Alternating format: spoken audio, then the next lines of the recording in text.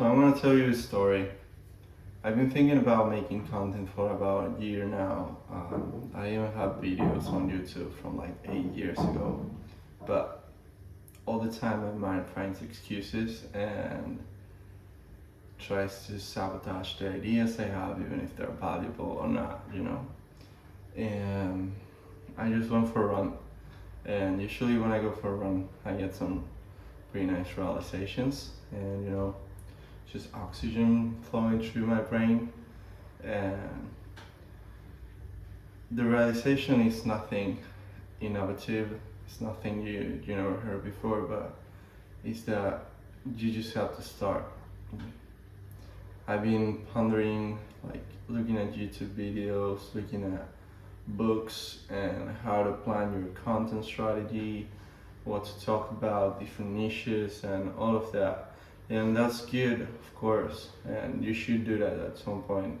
And mind you, I'm talking to myself in this video because it's really a message I need to hear more often. And I feel like if I put it out there, maybe someone can get some value out of it. And if not, nobody's gonna watch it. And it's just me rambling and throwing thoughts around. But I really believe that the amount of information we have today, the overload, if you start analyzing and pondering at different alternatives and what to do and everything, you're never gonna start. And if you never start, you can never suck. And of course, this video is gonna suck, and probably my 100 next videos are gonna suck too. But there will come a point when they will start getting a little bit better, and I will realize that maybe my voice needs to be a certain way, or my thumbnails, my titles, and what my what kind of people connect with me, because I don't know, I don't really know what to talk about. I have so many things I love and so many curiosities. Like I could talk about entrepreneurship, I could talk about fitness, I could talk about traveling, I could talk about B2B selling, I could talk about relationships, philosophy. Like there's so much to a person that sometimes getting that into a box, into a niche, might be a little bit too much. Maybe like a depersonalization of someone. I don't want to be just, I don't know, this B2B sales guru, even though that could probably make you a lot of more money than if you post a travel blog one day, the next day how you run your startup and all of that stuff. But I don't know, man, it feels more authentic to me to start failing by myself and finding those obstacles from time to time. And I guess at some point it's gonna get better, and people are gonna start liking it or hating it. It doesn't really matter. But what I'm trying to get my mind around, especially this couple last weeks, is trying to focus more on what I do and not what I get in return. This happened to me like in my sales role.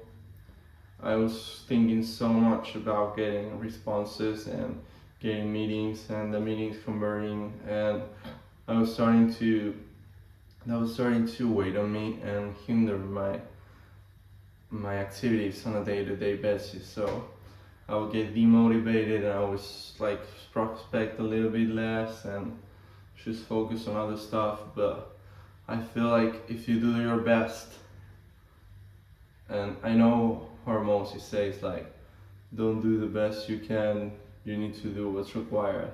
Yeah, man, I get it, but if you do your best, you're gonna get something. And that something might be like, I don't know, 100 subscribers, or that something might be 0 subscribers, and maybe you need to change what you're doing and you can try different stuff. But I don't know, man. I feel like the world has become so filled with information, and also people just trying to sell you stuff all the time. The real connections are not there. So this is what I'm trying to do. This is what I'm trying to give you guys. Like,